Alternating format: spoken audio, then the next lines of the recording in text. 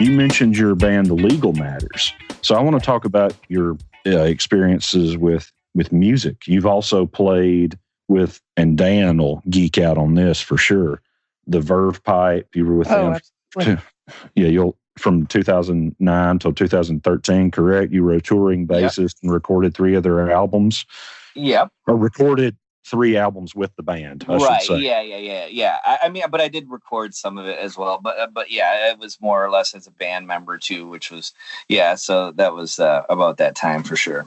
Dive into that a little bit? Yeah. Please. Well, yeah. Please mention both bands. Yeah. So The Legal Matters kind of came out of 2 friends from Detroit who were kind of, I definitely live in this Beatles, Beach Boy fan world that I just love that. Those are 2 of my 2 favorite artists. And so I just have this super love for the harmonies and the who are they? Yeah, exactly. Right. So, I kind of met up with these other 2 guys that I was recording, Chris Richards, his band and stuff. And he kind of came up here and recorded a couple songs, and we kind of hit it off, and we're just like, man, we should just start a band and, whatever. So we started this band, The Legal Matters. We started just writing some songs and it's just basically a recording project. We played a couple shows over the years. And when we got done, we finished the first record and we just, it was totally just music for all the right reasons. Let's just make a record that we like and let's just put it out there. And we got a really great response from it. So a couple years went by. It's like, hey man, let's make another record. That was fun. And we really, on the second one, it was called Conrad. We kind of got done and we're like, this is a little bit better than the first one. And I think that we kind of really hit our stride here.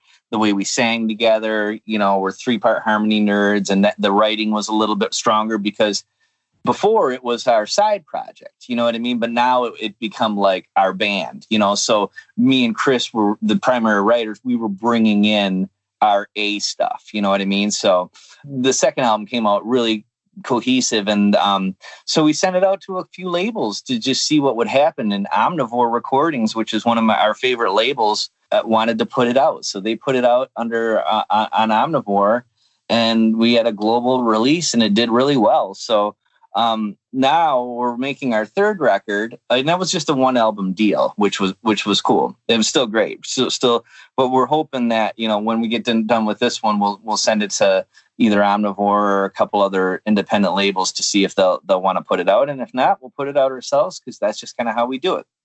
So DistroKid makes it easy. What's that?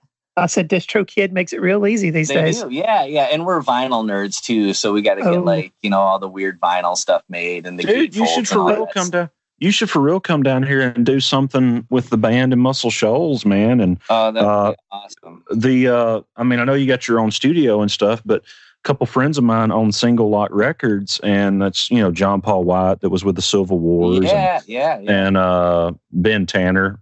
He's a guest on the podcast also. He played keys with the Alabama Shakes, and he's a great engineer and producer himself. I heard some stuff that was done recently here in town, and dude, that has got a tight groove on it. Nicole Adkins, her new record is going to be freaking awesome. And but I mean they're an indie label too, and they've put some really cool stuff out. And you should reach out to them when you get all this going. And we're definitely open to whatever. I mean, we definitely have no problem putting it out ourselves, but we would. It's always a little easier with a label. It's kind of been that, I hate that side of the music business too. I hate I'm horrible at the business side of things. So it's really nice to have them do a lot of that stuff. And so we're kind of there with the 3rd record. We kind of had to put it on hold a little bit. We're about 9 songs in, and we're hoping that we can finish it up this summer and then maybe hope for a winter release kind of thing. So we'll see how that goes. I got you. And then the Verve Pipe, I kind of got into that band. The drummer Donnie Brown is from Saginaw, which is close to Bay City. It's one of the Tri-Cities that I was talking about earlier. And he and I had become friends from I want to say around the Verve pipe heyday when the freshman was huge and stuff like that. So like 98, 99 kind of thing. So we had just kind of developed friendship just by, I was a musician in original bands and writing songs that were, he and I just liked a lot of the same stuff, the Beatles, XTC, that kind of stuff. And so he kind of took me under his wing and was a great mentor to me and helped me with songcraft.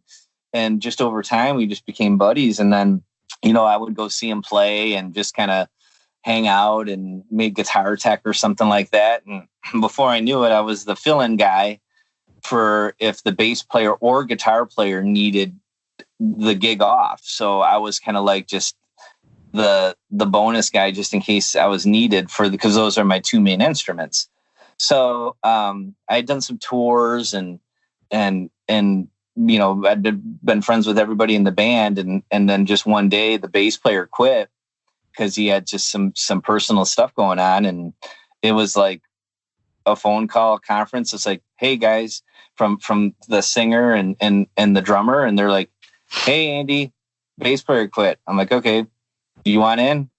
Sure. Okay, cool. That was it. That was it. Yeah. Because I didn't rehearse with them. I didn't need an audition or anything like that. It was just like, okay, well, I guess I'm in the band now. All right.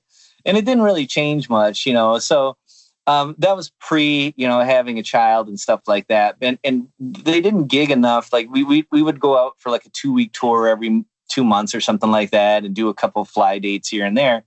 Once we had our daughter, I was like, okay, talk to my wife. I'm still going to give this a shot. I'm still doing the studio full time. The Verve pipe wasn't, there wasn't enough gigs to make that a full-time gig. And I love definitely the studio is my home anyway. So when we had our daughter, I did a couple shows. We did an Austin thing, and I came home and I'm just like, I missed my family too much. It's not enough to where I'm depending on it financially. Now I'm really just homesick when I'm gone kind of thing. So I just kind of said, guys, I appreciate the opportunity. I had a blast. Thank you. And that was the nice thing too about kind of being a hired gun is like, you don't have as much stock in it as like the primary guys do. So I was able to kind of just thank them and go on my way. But I definitely missed the times we had. And Donnie and I are still good friends. And he's, he plays drums on the Legal Matters stuff. And he's my main session drummer as well. So we're definitely still tight. He left the band a couple months after I left the band, and he was an original member. So now it's just the singer is the only original member left. So they were kind of the two kind of keeping it together at that point. So it was a great experience. It was nice to ride the coattails of someone else's success and get good catering and get the rock star treatment for a while. I was going to say the green rooms were probably pretty okay, right? A little better than when I played the local pubs, Were they actually green? Some of them were, yeah, but we had some great times. We would play the stuff like Awesome City Limits Music Festival. So it's like, you're drinking beers with the guys from Spoon and then eating lunch. And Patrick from the Black Keys sits down and you can tell he hadn't bathed yet and stuff like that. But honestly, like the experience of just meeting some of these people that I admired through them, made a lot of great friendships, and I met a lot of really great, humble people that I truly respected. So that was the most eye-opening thing. It's like, you look up to these people as musicians, and honestly, they're either extremely cool or they're extremely pretentious.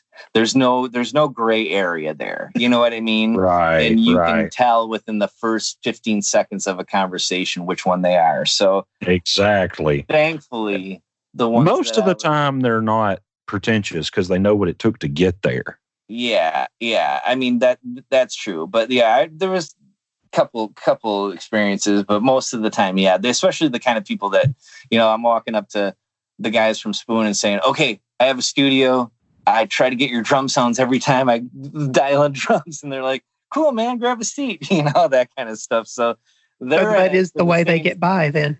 Yeah. They really, they're music nerds like you are, and I love that. So It was a great time, and I had a blast doing that. So as of right now, I just put out a solo EP that I kind of wrote and recorded during the first part of quarantine, which just kind of wrote and recorded the songs like on the spot on the day, just as an exercise kind of thing. And I just kind of put that out as an EP, digital EP, and then we got the Legal Matters thing coming out this winter. And I also just produced a Tom Petty tribute record that came out. I'm glad you mentioned that, because I'm a huge Tom Petty fan. I've actually been backing this girl that I've been producing, lady, I should say, Rhonda Ray, and she was like, well, what songs do you want to play? We need to pick some covers. And she's like, you want to play some Tom Petty? I was like, look, we could just be a Tom Petty cover band and I'd be okay with that. Yeah. I'm totally cool with that. I'm glad you mentioned that. So take the floor with that, because that was one of the things I had on my list of questions to ask you about. Yeah, it was just a project. Like after Tom passed away, I work with a lot of singer-songwriters. So me too. Where they're coming in, and then I have to play drums or bass or be the band kind of thing. So when Tom died, a lot of the people I worked with were super bummed, and as I was. And then we just kind of came up with this idea. It's like, well, let's just do like a recording company tribute to Tom Petty. That would just be fun, and let's just make it for a good cause. And so all the proceeds are going to this nonprofit organization in Bay City called AMP. Yeah, it was just kind of like a labor of love. I had 23 people that I'd made records with in the past that kind of hopped on board, and we tried to make it kind of like a record. So it wasn't like I'll just be honest, I can't stand tribute records, because most of them are like, one song sounds like this, the next song sounds like this, and it's just they sound like a compilation. Yeah, they are a compilation. Typically, most of the time, the artist turns in their song and it's done. So we really tried to focus on like catering the set list to the artist. So I would have the artist talk about which songs they wanted to do, and so we tried to make it like an album in that regard. So, dude, I'm so excited for this record. You don't even know. You don't even know. I'm like, I'm geeking out. It's called Echoes. Is it out? It's out. Yeah, it's called. What? Yeah, I missed it. Holy crap! It's on digital. It's out on digital. It's called Echoes: Remembering the Music of Tom Petty. It's a various artist things. It's out digitally. It's not out on CD or vinyl or anything yet. So we're waiting, because we're going to do a bigger like kind of show at a couple places here in Michigan, where we're going to kind of assemble a backing band and then have everybody come up and do their tune kind of thing. And then we're going to make some CDs. It'll be a double CD thing. And we'll have those available at the show and then online and stuff after that. But the licensing, it just came at like the worst time. The licensing was so expensive for 23 songs to make, to do a lot of CDs. And, everybody's kind of a little tighter with their money right now because of the uncertainty of what's to come. So we just kind of made the decision. We just kind of made the decision to put it out digitally, get it out there, have people listen to it, and then we can worry about the product stuff later when we worry about the show. So yeah, it's out. It's been very well received. We got a couple great reviews on it. It's a fun listen. I hope you get a chance to check it.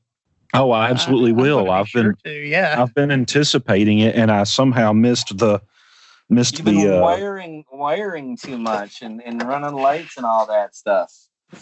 Well, maybe that's it. But man, yeah. So Dan, you got some questions about the Verve pipe? I know you do. Actually, I guess I have a couple of questions, and maybe they're not about the Verve pipe specifically, but maybe they're more about the experience of that. And, one thing I've always wondered, because we see these bands that are still touring, still working, still putting out good music. What would you say, like the show size, the atmosphere would have been, when you were with them, considering their heyday was probably maybe 10 years before that. So yeah. What was it like? It was cool. So one thing that the band did that was extremely smart was they got asked to do like kind of like a family song, like a kid's song thing for a Meijer compilation, which is a chain of grocery stores in Michigan. Okay. And what had happened was they ended up Brian and Donnie ended up writing a bunch of songs. So at this point, the people that were Verve Pipe fans back in the day have kids now. So we made a kids a family album. It wasn't like kiddie music like the Wiggles or anything like that. It was kind of like rock and roll that had like, it's like The Simpsons. There were some jokes in there for the parents about being. I recorded a Wiggle, by the way. Drunk and dehydrated and stuff like that. That's awesome. I didn't know who he was. He actually is really good. It wasn't anything to do with the Wiggles. He just has this. Actually, I didn't record him. I recorded background vocals for a project on 2 songs that they recorded. Okay. And they were going to all these historic studios in Memphis and Muscle Shoals and just different historic studios. Murray. And I didn't know who he was. I was looking them up to the Soul Movers is the name of the band. Burned Out Baby, and I can't remember the name of the other song. But anyway, he's really a good guitar player, and I made fun of the Wiggles most of my life.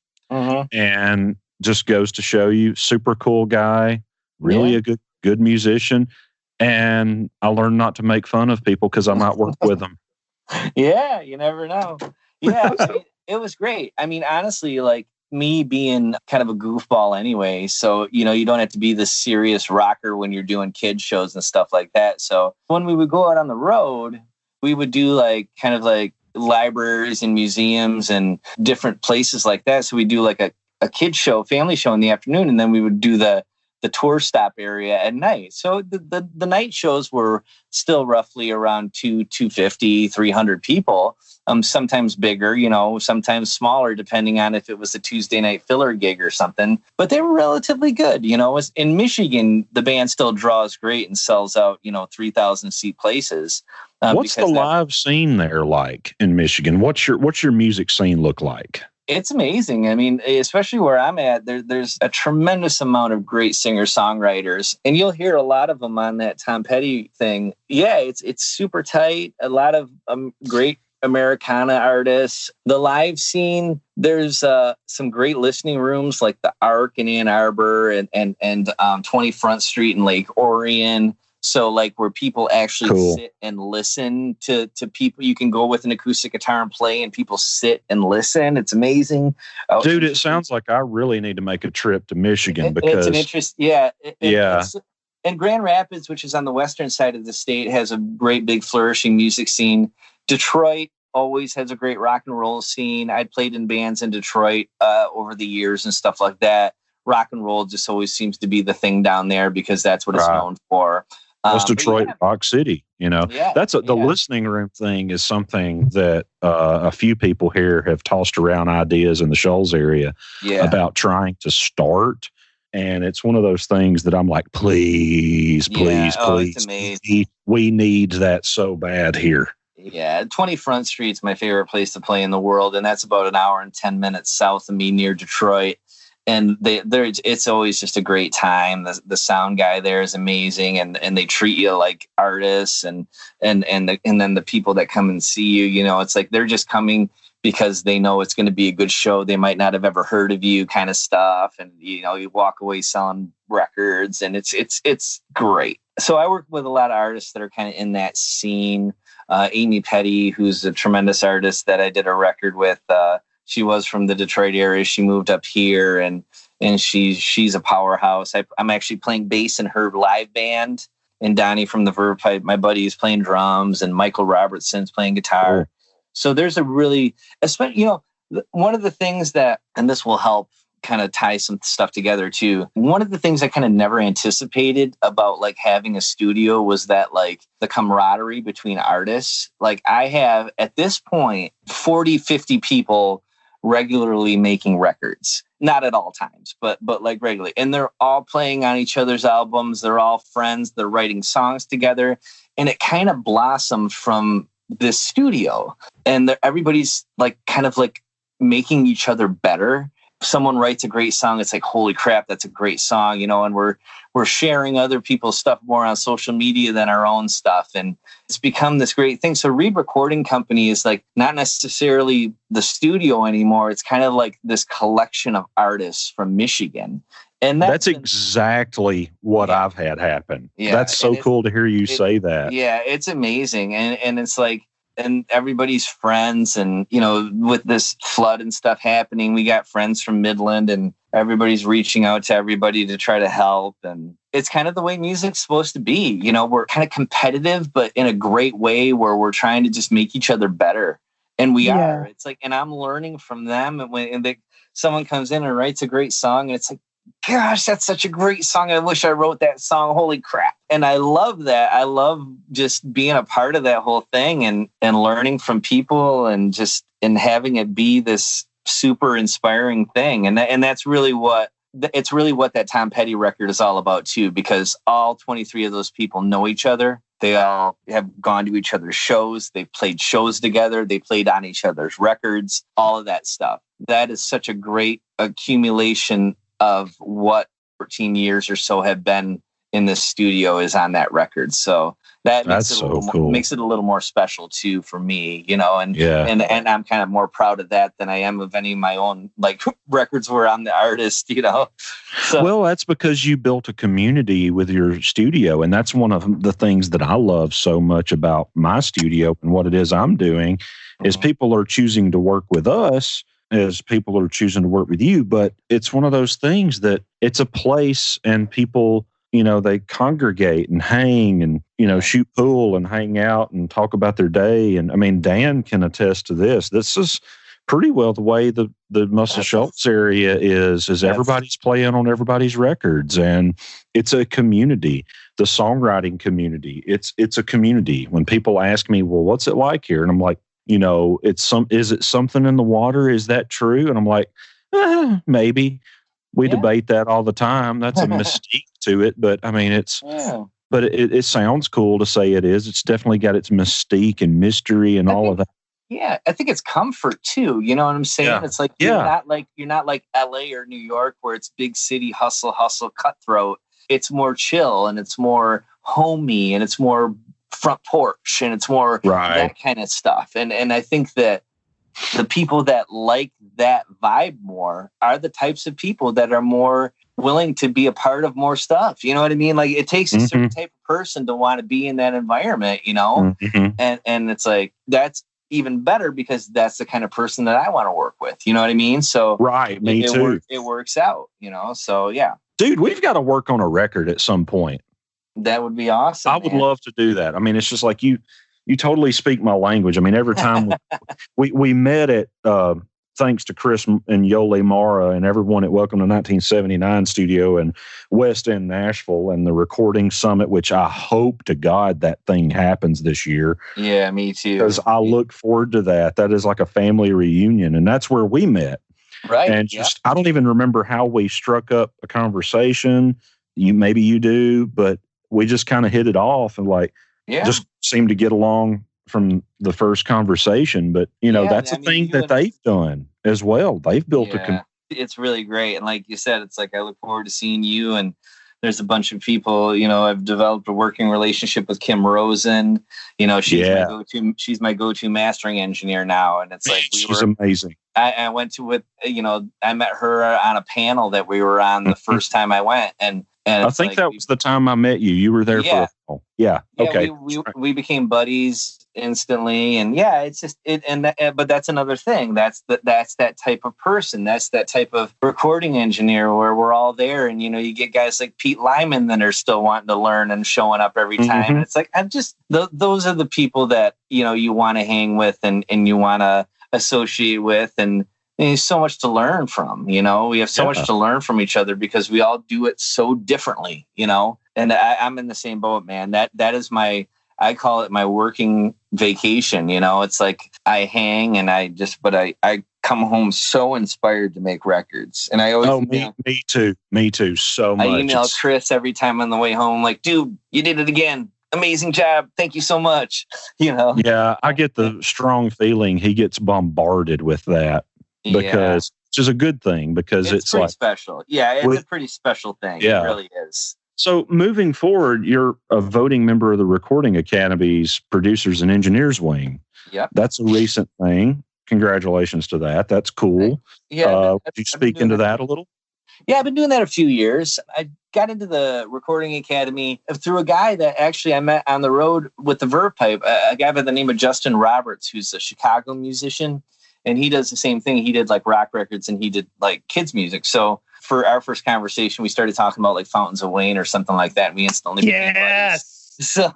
So we instantly became buddies. And then, you know, the Chicago chapter is the closest one to Michigan. So he called me like a few years ago. He's like, okay, dude, we need guys like you in the Recording Academy really bad. And he was like the president of the chapter. And I'm like, well, okay, well, what I got to do? And he helped me through the process and got me in and all that. So it's been amazing. I mean, it's been, I've met some wonderful people. Honestly, the thing that's kind of different about the Recording Academy, it's like everybody's like, oh, they vote for the Grammys. It's like, that is the least cool thing that we do is vote for the Grammys. It really is, because we're a part of Music Cares. We're on the front, we're on the front lines for the passing legislation to get songwriters paid more, streaming services. We're the first ones. That kind of stuff is what the Recording Academy does. And that is the kind of stuff that I want to be involved in. Dude, I would love to be involved in that at some point. Yeah, I'll fill you in after this and tell you what you need to do, okay? Because awesome. I can help with that. Well, I would love to, because especially the Music Cares thing, well, legislation, but Music Cares, I had some friends, of course, you know, the Muscle Shoals area, a lot of the people around here that I've been lucky enough to be mentored and friends with, a lot of these folks are twice my age or more. And a few people that have been really good to me over the years that I was dear, dear friends with, some of them specifically have passed on. Music Cares helped them a lot. And that's one of those things I've actually personally considered donating to when I can get some money up a little bit to be able to do, or do some sort of thing where I can help pull money toward funds. I'm real cautious of what I donate to, because I like to know that the money is going where they say it goes. Right. I personally know people or have known people that it has benefited and the money did go where they claim it goes. They helped me out recently when I wasn't able to get on unemployment early and stuff, and they were able to help a little bit. So that's what they do, though, you know. And you don't even have to be a member to get help with that. But that's just such a great thing. No, but I'm passionate about that because, again, to know someone who has benefited from an organization that claims to do the thing that actually does the thing. It's the real deal. There's no BS behind it. There's no, you know. And I'm not just going to sign my name onto something just because. Yeah. I mean, but that I would definitely. Yeah, and then you get into the produce. So when you can join the Recording Academy as an artist, but you can also join as a producer or engineer, and you just need X amount of credits, and I'm sure you have all that. We get to vote on like the best engineered record, best produced record. We get to kind of help nominate for those kinds of things as well to get on the first ballot before there's like 3 ballots. There's like the first ballot, which is the nomination process, and then that gets down to the 5, which is the official nominees, and then that's what the show is. So it's cool to kind of be a part of that, to try to help filter out some of the stuff that, you know, there's a little bit more legitimacy to the technical side because it's voted on by actual people that do it. So that's kind of cool to be a part of that. And also, it's actually your peers voting for you. Yeah. So then, you know, also we're helping, you know, with the standards of audio, trying to get everybody to be 24, making everything 2496 to be the new standard, and trying to get people to store at that. Just trying to, it's like the Wild West right now with the streaming services. So the producer and engineer wing are trying to get everybody on the same page. So it's like we can deliver one algorithm. So we know when we send in a master, it's going to be converted the same way and our shit's not going to sound different. Okay. Different streaming services. Not to interrupt you on that, but that right there is something our listeners may or may not fully understand what it is you're speaking to. So you're talking about LUFS, right? You're talking about your output ceiling and whatever LUFS. What does that even stand for? I don't remember. Loudness unit. It's just loudness, but but it's not really universal. That's the thing. Is like Spotify, YouTube, all these different streaming services. They will limit. They will turn you down a certain amount, and their limiters always suck. And it's one of those things that you think, well, I want my music really, really loud. Well, your music might actually sound better if you turn it down because it's not being affected by their whatever. There's no standard for streaming loudness. Right. And that's a lot of people don't realize that. So I just wanted to kind of educate our listeners that may not know what that means. Right. So, loudness units full scale, I think is what I think that's it. So loudness is, and I master, but I'm not like a mastering engineer. Let me just clarify that right now. I'm the same. But what happens is, and that's one thing that the Recording Academy is trying to help with is like we're trying to set a standard. So we're delivering to these things, and their codec will transform the WAV file to their own format. Okay. So anytime there is a conversion, stuff's going to happen. You know what I mean? So when you have so many different codecs and all those different things and conversions, you can't turn in 20 different masters for each streaming platform. That's just ridiculous. So, we're trying to find a sweet spot and all those things. So, if you look and there's lots of great sites on there's like one called like loudnesspenalty.com, I think, that Ian Shepherd did. And I was actually going to ask you about that. I have the plugin. I think that's what it is. I don't use it as a rule, so to speak, but it what I do is I put it on on my bounce down 2-track, and it will tell me like it's going to turn it down. It's turn it up negative or plus 1.3 dBs on iTunes or YouTube or Tidal or whatever. I don't even remember what all's on there, Spotify. And then it basically is a guide for me to let me know how much I'm blowing up. And even that is kind of guessing because it is. But they don't have the exact things from Spotify. Spotify won't give any information on any of that stuff to anyone. So it's like the only one that's really open to that is been Apple, and that's what the MFIT is, and you can get, Apple will let you run it through their things and let you know what it sounds like after you convert it.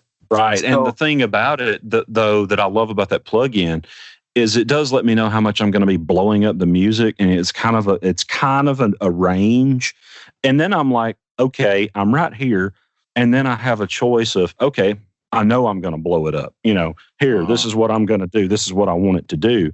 But it lets me kind of know we're in at least kind of an idea of what it's doing.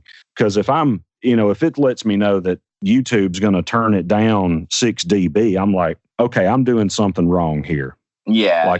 I'm crushing this mix. So I need to back off the limiters, Yeah, it usually just gets it can really help you get it to a sweet spot. So when you deliver it, you're in a safe zone for most of it. And the nice part about that for me is I don't really mix and master a lot of super, super loud rock and stuff. So all of the stuff that I typically do is I'll aim like around like -12 LUFS, and that's kind of my target. And that's the exact same I do. That's about where stuff sounds right. Mm-hmm. And then also I just kind of make my peak -1 because I found that some of the codecs will actually add gain.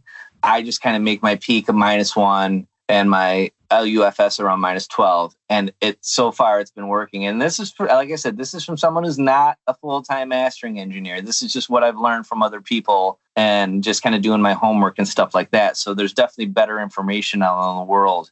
Now your peak, you're talking about output ceiling. Do you ever automate that in quiet parts of a song to give a perception of loudness?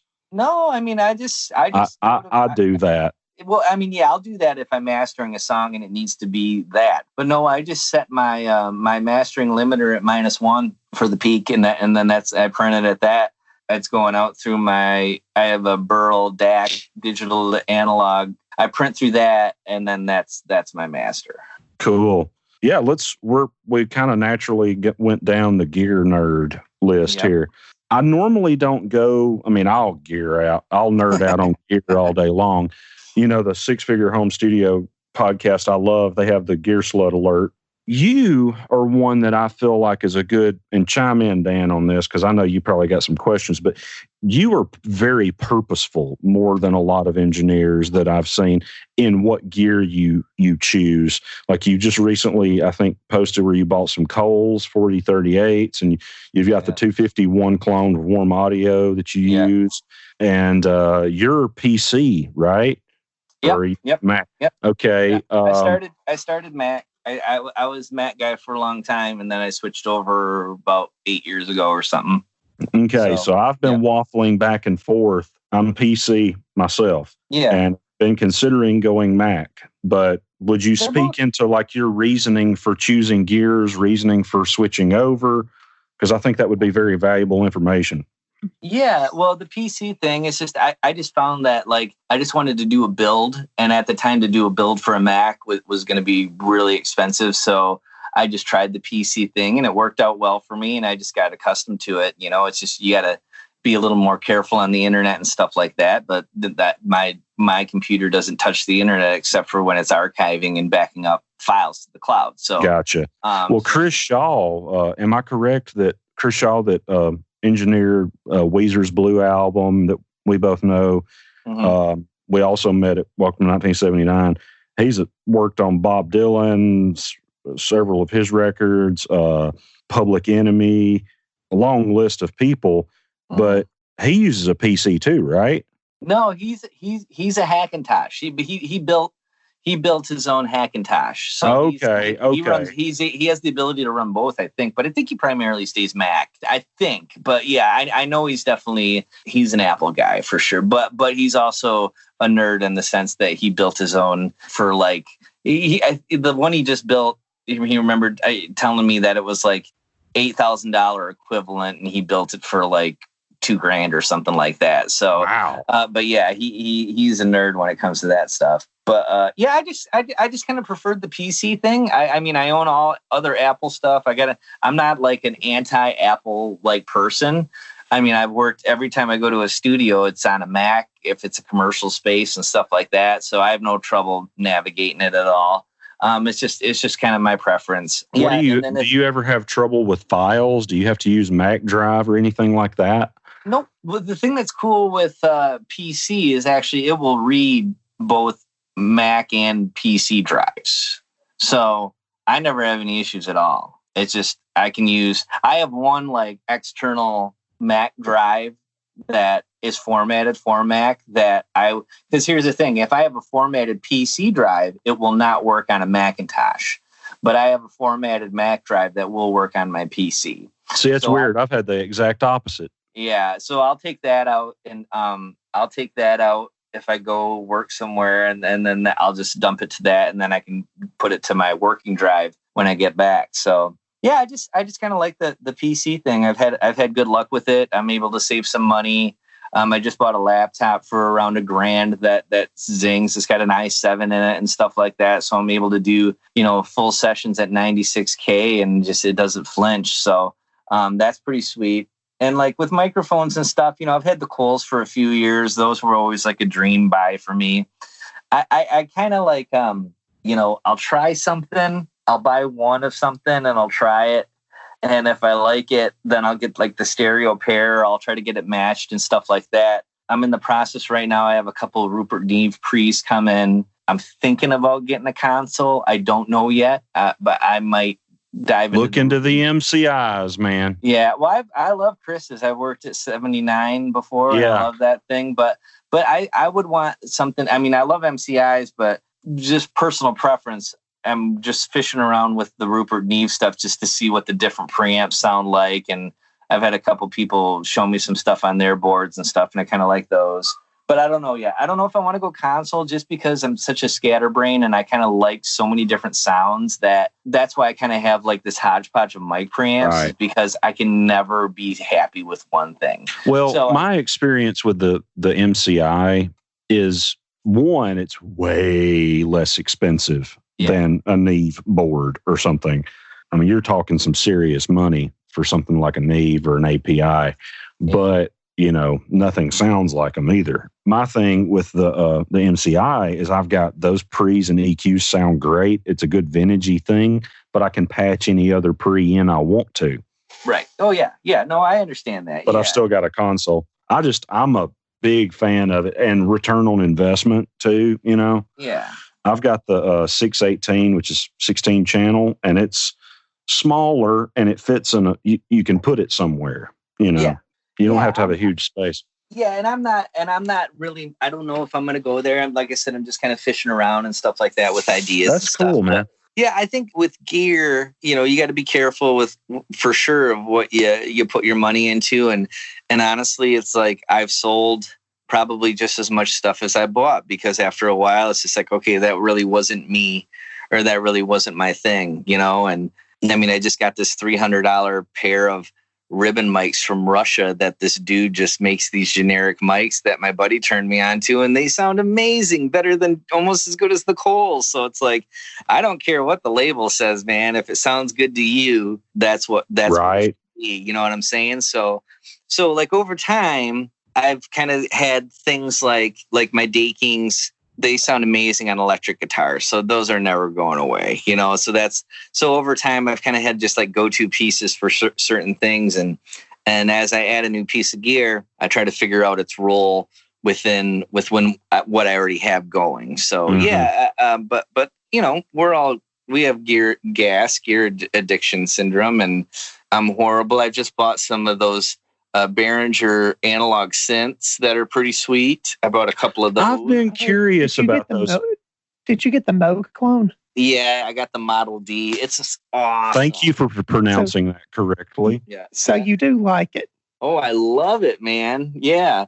So it's awesome, because I mean, you know, the plugins sound great, but I think the cool thing about something like this is when you're playing it and you learn it as an instrument and you're able to mess with the filters and stuff while you're playing. Yes. It's way more tactile. It's way more interesting, and it's way more musical. I've watched the videos where people mess with them versus the actual deal, the real deal. And they hold their own, you know? And I got that one, and then I got the vocoder VC340, but I actually didn't get it for the vocoder, although whenever I'm ready to make an ELO record, I'm all set. So I have that in my back pocket. Right. But I got it for the string sound because I like those synth strings that are on there. So yeah, they're really cool, man. You can't beat the price either. So no, and that's one reason I was really excited to hear what you had to say, because yeah, there's all these reviews online, but you know what you're doing. So hearing. Because I have a soft spot for Behringer gear. I think it gets more abuse than it deserves. Yeah, for sure. I mean, every company has had bad years. I mean, look at Fender, for crying out loud. You know what I mean? Oh, yeah. And Gibson just the last few years. And so I mean, of course they had their down years, but man, I think they're doing some great stuff right now for sure. Dude, I've got their headphone system, and Chris Morrow was the one that really kind of convinced me to get that, and it's fantastic. Yeah. And I've got a 2-channel tube pre Behringer, and they don't make it anymore, and it just sounds nasty in such a good way on, like, you know, bass or like bottom snare mic. It's so cool. And what they're kind of like Peavey, in my opinion. What's good is amazing, and what's not is horrible. There's no in between. Yeah, I've got a Peavey 412 cab with the Black Widows in it, and it weighs 200 pounds, but people will you'll pry it out of my cold dead hands.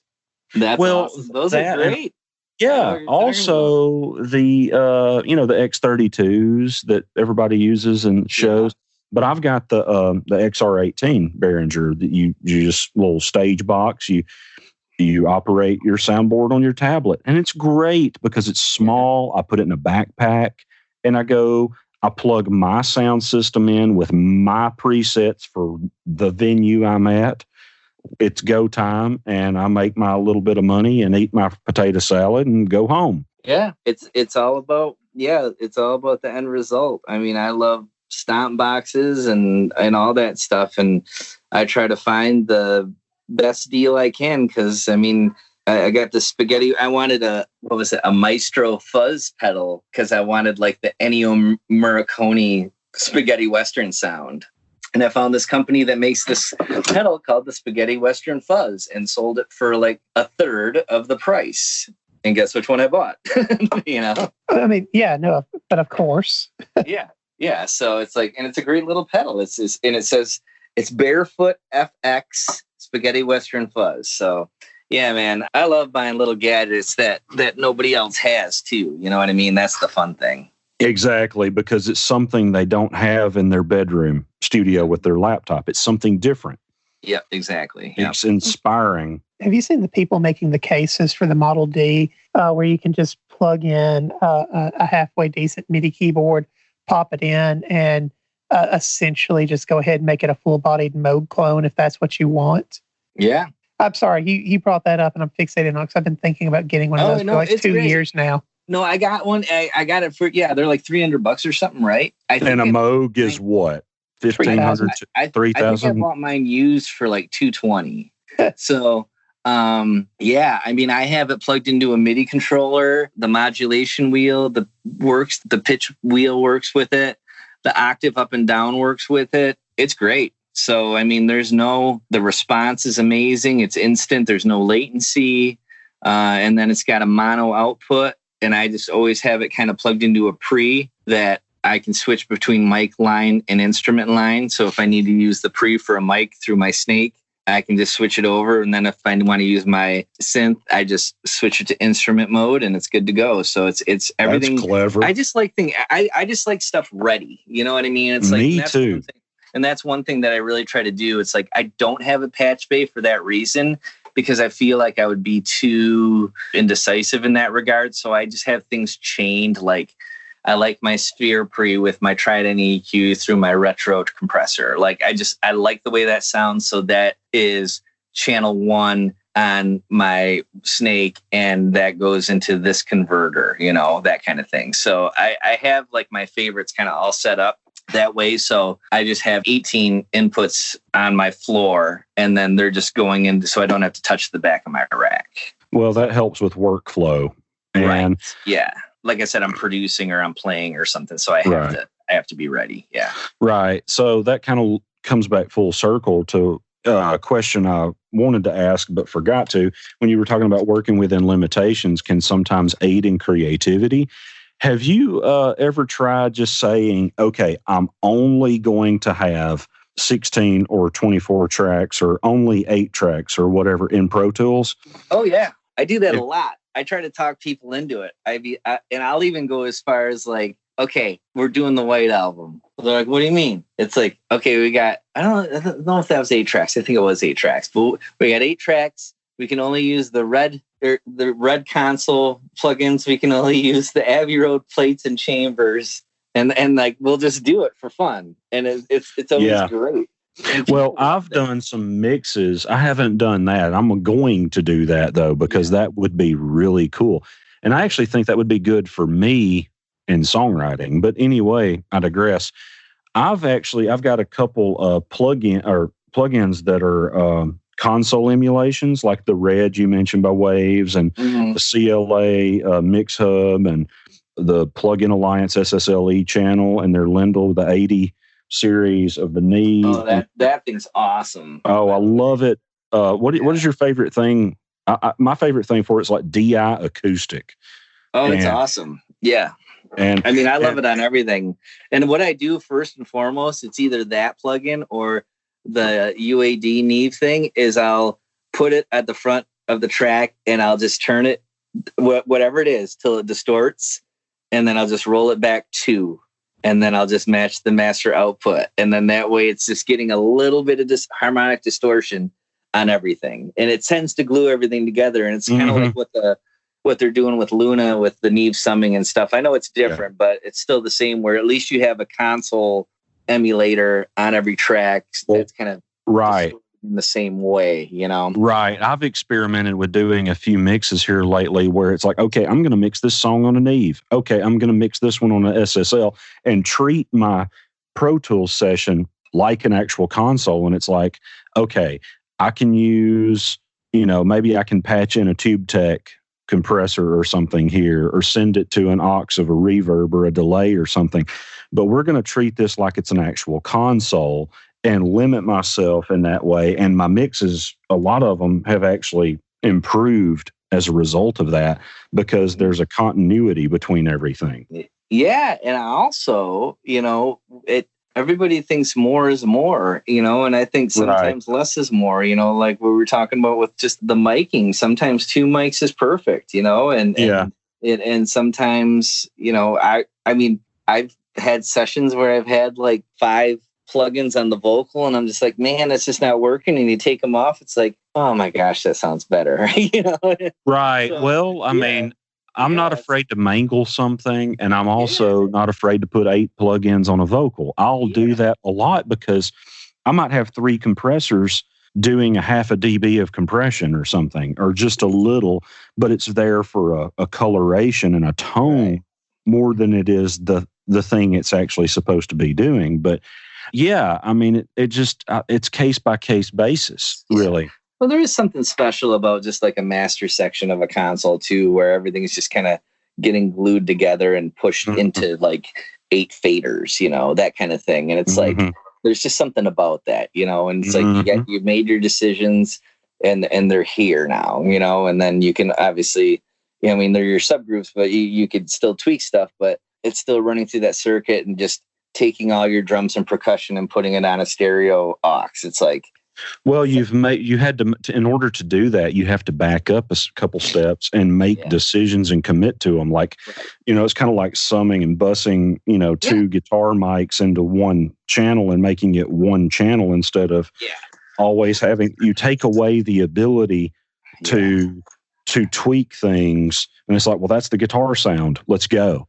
And I have a problem with that too. It's like I have such a hard time when I get mixes that are like 60 or 70 tracks, and I'll look at it and I'm like, I'll honestly go, it's like, I can't do this. And they're like, what do you mean? It's like, put the lead vocal on one track for me. Just sort this out, because I'm going to spend more time being pissed at this mix than I am actually going to be able to be creative and get it done.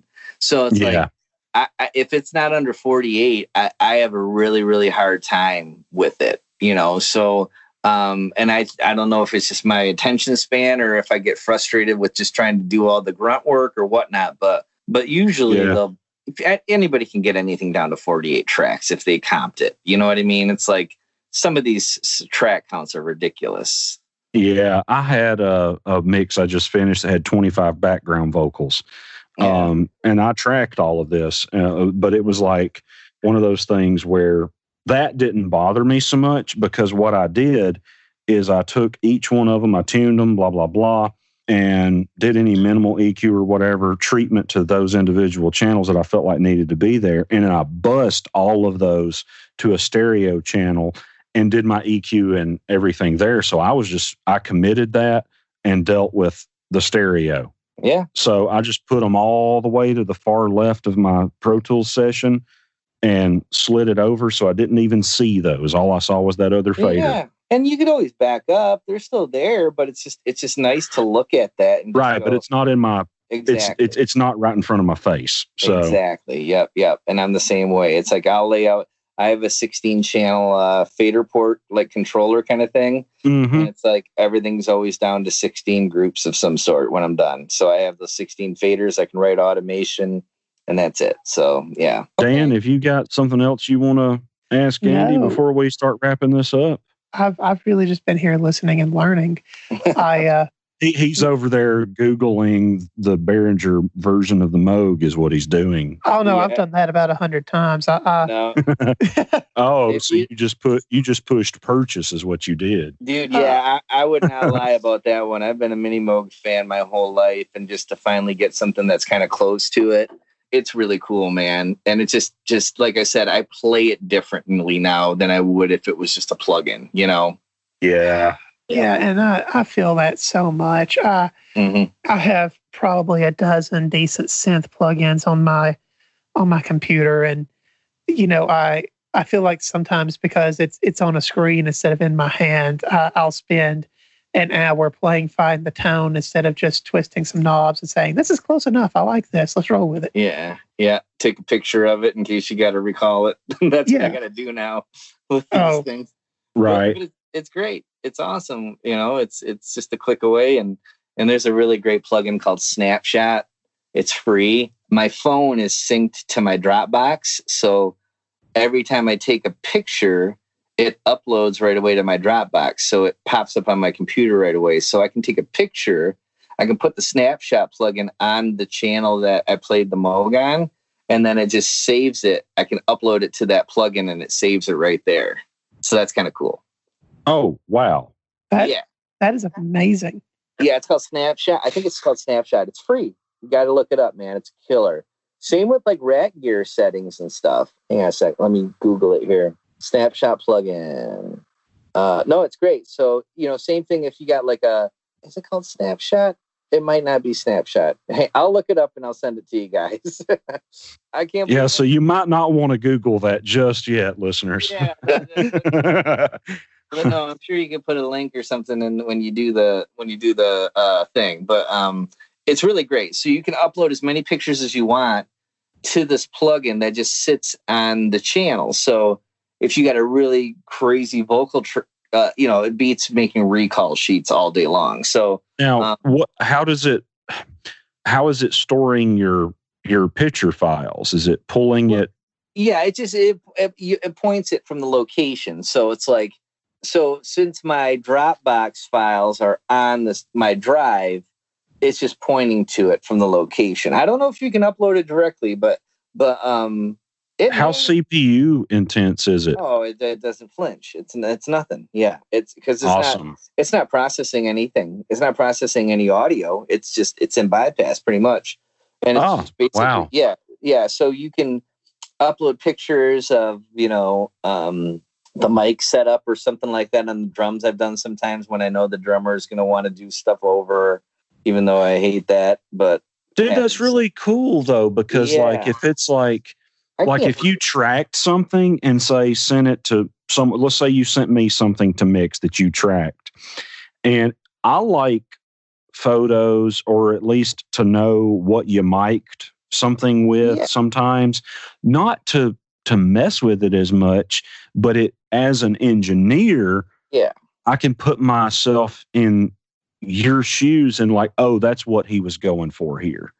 Right. I mean, you can listen to it, but sometimes when you know what someone used, like what compressor, what, like if they used an 1176 on the vocal, like what kind of settings they were using, it's like, okay, they were dealing with this probably. Yeah, it's super cool. Yeah, it is called Snapshot. I found it. And it's cool. By KVR Audio, and it's free, and it works as a VST or an AAX and Pro Tools, and it works on Windows or Mac. Yeah, it's dude, awesome. I got to check that out. Sounds amazing. Yeah. So, like I said, the way I have mine synced is, like I said, I take a picture on my phone. You can do it however you want. If you have a webcam or something like that saves it directly to your computer drive, however you want to do it. But within like 5 seconds, the picture I just took on my phone has been uploaded to my Dropbox, which is now on my hard drive in my computer. So I can just grab it from that location and then just put it up there. Oh, wow. That's awesome. Yeah, it's pretty fun. Something I've started messing with here, and you've probably known this for a while, but like, you use Melodyne, I'm sure, to tune vocals. Yeah. Yep. No, I tune vocals. What do you mean? No, I don't tune vocals. No, you don't tune vocals, right? Everyone you sing is perfectly on pitch, I assume. What I'm hearing is if you have to have your vocals tuned, you're bad. Is that what I'm hearing? Yeah. Of course. Let's give somebody a complex. All kidding aside, well, I love Melodyne because what really sold me on it was I had a demo, and let me reiterate, it was a demo, so. Also, we tracked now this is just you're going to understand what I mean, but I have to explain it. We tracked a scratch vocal, which ended up being the keeper vocal because it was a good performance, and guitar, which was intended to just be the guitar part of a 12-string Ovation acoustic.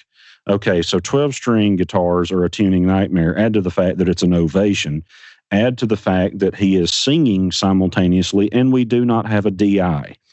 So it's all mic bleed, right? Mm-hmm. Okay, so it was a demo. If it was a record, we would have probably recut the parts. But he had good performances for both of them. Good enough for a demo. It was solid. You're not making a whole lot of money. on demos. So it's also important that the songwriter get the song to be able to get to the publishing company quicker so it can be pitched, because the longer I hold on to it trying to make it 10% better, the more likely it is that they might miss a pitch. Right. I was able to use the polyphonic setting thing and in Melodyne and tune the 12-string acoustic guitar.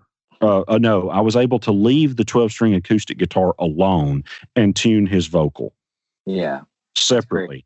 And I've tuned bass, a guy, very famous bass player, who shall remain nameless because the guy is a dear friend. And this is not a reflection on them or their talent or ability, because they're amazing, but pulled 2 or 3 instances in a song. The low B string was pulled just a little sharp, and it was just played intense. I tuned just those notes. The other day I had a mix. I tuned a guitar part. There was a note that wasn't in the chord but was played, but the performance was wonderful. Mm-hmm. And I raised one note up a whole step so it would be in the chord. That's awesome. What's great about that is a lot of people love to hate on tuning. Here's what that did allow me to do was the performance was there. That's what we're hoping to capture. Yep. What the artist gave us and the musician was the performance, right? There was a small thing wrong with it. Yeah. But by being able to tune, by that technology, I was able to maintain and keep the performance that we really, really wanted. The perfect in tune performance might not have had the feel, right? Right. Yep. I just discovered, and you've probably known this, and everyone who knows anything about Melodyne probably has known this. You can take any audio and convert it to MIDI. Yep. You just said that like you've known this for 5 years. I've used that for drum triggering before. Dude. Yeah, because you can do the same thing and convert it to MIDI and then just make everything the same note, percussive mode, and you can make drum MIDI triggers. I did that with a bass track that I turned into a synth. I added a synth part. I need you guys to know that it sounds like you're talking about black magic to me right now. Well, no, the cool thing too is like if you have a piano performance and you just don't like the sound, you can convert it to MIDI and then use a piano sample, stuff like that. See, this opened so many doors for me that I haven't even thought about. Yeah, and creatively, it's nuts. But yeah, it's such a cool thing that I had and you think about. Of course, time is the big thing that we're talking about here, and then what this is doing is saving us time. But in one scenario, I had a band send me an album to mix that I didn't record, and the guitars were pretty out of tune on a few songs, and I thought, well, I'll just have them go re-record them or something. And then I had a buddy talk me into getting the bigger version of Melodyne. He's like, dude, just get it. Get the big version. You're going to love it. It'll save you time. You can fix the guitars. Well, see, I just have the middle of the road. I don't have the studio, the big. I have the editor. Yeah. What would be my reason for going up? I mean, I don't know. I was just told to get that, and that's what I got. Oh, okay. Because editor does so freaking much. Yeah. And so yeah, because, if you think about it, if they already sent you guitars that were out of tune a little bit, if they do it again, they're probably not going to hear it like that. You know what I mean? So they might come back out of tune again. So it's just like, why go down that road and worry about it when you can just kind of see what you did? And I did the same thing. I just there was just like one chord where the guitar itself wasn't intonated properly, and like it was in tune on a couple chords, and then so you knew the intonation was off on the guitar itself. It wasn't really out of tune. Yeah, right. Just go in and fix that chord and whatever it's played through the song and be or a slightly out of tune piano. Yeah, and sometimes that's nice. Sometimes you want that. That's all. It's all a matter of taste. But this was definitely like distractingly out of tune. Sometimes there's good out of tune, and then there's distracting out of tune. And these were distracting. So yeah, but it's a great tool for sure. And I always say this too. It's like we've talked about talent versus like whether people should be doing something or whatever. And that's a common debate about singers too. It's like, I won't tune something unless I know the person can actually do that if we sat down here and kept doing it and doing it and doing it. Like I won't tune something to make someone sound like they have more ability than they have, I will tune something to save time for them to not have to sing it 40 times. You know what I mean? And that's kind of where I draw the line with the tuning. And that's just my own personal thing, you know? It also depends on the style of music you're working in too. Because if you're working on more Americana singer-songwriter stuff, a perfectly tuned vocal where it's lined out may or may not, or jazz, you can really get yourself in trouble with jazz. Oh, yeah. Because a good jazz singer is flirting with pitch, and that's the style. So if you line that out perfectly in tune, you just killed the whole point of jazz. I've never used Melodyne on full tilt before. It's always just going through phrase by phrase and just kind of fixing it as needed kind of thing too, because it's just it just sounds better that way. You know what I mean? Just you don't want it to sound, and I'm sure that 99% of the music you and I are working on, the goal is to tune it without making it sound like it's tuned, you know? Right. Yeah, and Melodyne is definitely the one that does the best job for that, I think. I can hear, people will debate me on this, but I know what I hear. I can hear Antares, however you say it, auto-tune, if it's just on the track with all the tuning turned off. I hear it. It's got a plasticky sound that is cool. It's cool for certain styles. It changes the timbre, for sure. It does. But a lot of people will say, no, it doesn't. You're not tuning. And I'm like, I hear a difference. Yeah. But is there anything else that we should mention? No. Obviously, your social media and your website. Yeah, just readrecordingcompany.com is kind of where you can go to check out the studio and kind of there's articles, and I'll put this podcast link up there too. And there's like a little press page and stuff like that where I've done like podcasts and stuff. You know, on Facebook, the Tom Petty record, once again, is called Echoes, Remembering the Music of Tom Petty. On the front page of the webpage at readrecordingcompany.com, I have a Spotify playlist embedded of all Reed Recording Company artists. And the first 23 are actually the Tom Petty tribute album in full. So if you're a Spotify person, you can just click on that. And then there's a cool Reed Recording Company playlist with like over 100 songs of stuff that I've worked on in the past. By the way, I love your logo. Well, thanks, man. That's the 1984 Padres logo, the San Diego Padres, which my Detroit Tigers defeated in 1984. So yeah, but I love those colors, and I loved that font. But yeah, it's a fun one. I like that. I'm such an 80s kid. You know, I'm 43. I'll be 44 next week. Wait, I don't know how old I'll be next week. 44. Yeah. You've reached the age you don't know how old you are. I know. I'll be 43 next week. Happy early birthday. Well, thanks, man. Yeah, happy birthday, man. Appreciate it. Yeah. So, you just, they don't matter anymore, of course. But yeah, it's, I like the logo a lot. Thank you. It's done really well. Like, I've done some fun things with the marketing side of things. I made these funny, like, and it's not a shot to like Nashville recording artists, but like, there's a lot of people around here that will like drive to Nashville just to say they recorded in Nashville.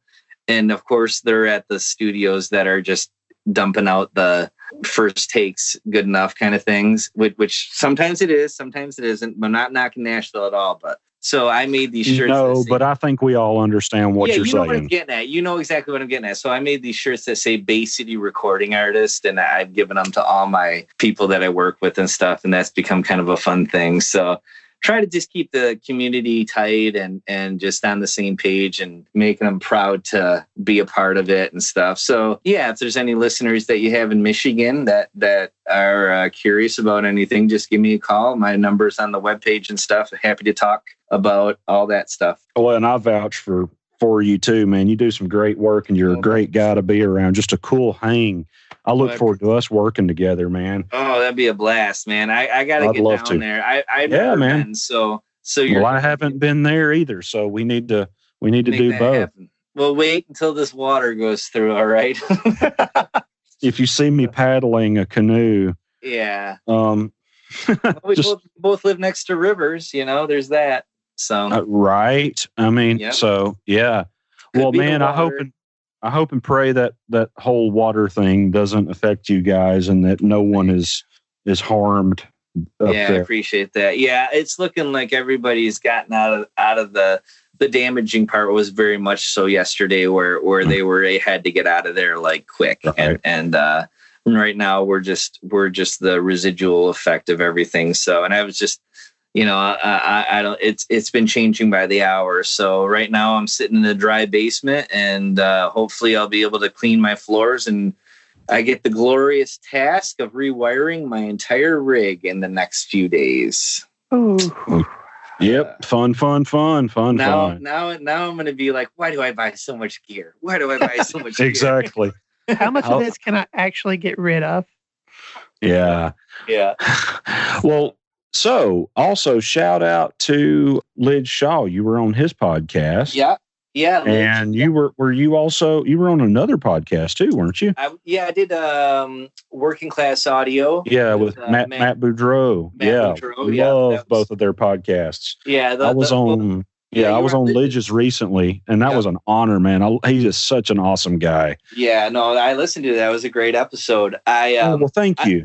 I love Lij too, and I love that they're so different, and this is different too, and it's really cool because I know that each interviewer kind of brings their own thing to the table. So, you have Matt's approach, you have your approach, and then you have Lij's approach, and they've all we've all talked about different things, and I think that's super cool. So, that was very intentional because those two interviews, I've listened to both of your interviews, by the way, and we had, just as an example, Dave Hillis, we interviewed him yesterday. Oh, awesome. And, I love that guy. He's awesome.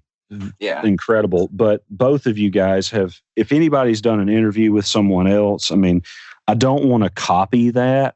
And because people can go listen to that and it already exists. And get that information too. So try to want to put something else about whoever our guest is out there in the world. So no, that's awesome. And that's cool that you're doing the homework like that. I appreciate it. It was a super fun conversation. So, first of all, you're a friend. So, I mean, I was interested anyway, and I'm an appreciator of your work. Oh, I appreciate it. But I want to encourage everybody, all our listeners, to go listen to those two episodes of Andy, and also any of our guests. If they're on another podcast episode, please support that, listen to it, because 99% is that we intentionally did not do the same interview because it already exists, as Dan said. Cool, man. Well, no, I thank you, and thank you to Dan as well. It was nice to meet you. And it was great to meet you, man. I appreciate it. It was super fun. So, just let me know when it's coming out and all that stuff, and I'll share away and put it on all the stuff. So I appreciate it, guys. Hey, awesome. Same to you, man. Thanks again, and we'll be sure to post some links in the show comments to, especially to your website where you said that Spotify list lives, so people can find what you're doing there. That's awesome. Yeah, thanks. I appreciate it. I think that we all have a lot of similar likes in music and stuff too. So hopefully you guys hear some stuff that you dig. Man, I'm sure I'm going to go check it out now. All right, awesome. All right, well, peace. Stay safe and healthy. Okay. And good luck with the flooding, man. That's a hell of a thing to have on top of COVID. That's just. Yeah, it's not fun. It's not a good year. Well, we've got a lot more of the year to go, so hopefully it'll be good. Yeah, Let's think optimistic. Right. You got it. All right. Well, on that note, thank you so much. It was an honor, and thank you for taking the time. And see you soon, brother. All right, sounds good, guys. Have a good one. Take care. Thank you. You too, man. See ya. Goodbye. Thank you for tuning in and listening to Tape Noise Podcasts. We're available on all of the streaming services: Spotify, YouTube, Stitcher, SoundCloud, iTunes, YouTube. You know the deal. Please, if you enjoy our podcast, go leave us a rating and a review. It helps us so much. Also, thanks again, especially to Andy Reid for joining us for this interview. We enjoyed it. It was a lot of fun. Learned a lot. He's a great guy. You should definitely check out his website and check out the things he's worked on. Guys, we'll see you around on the next episode.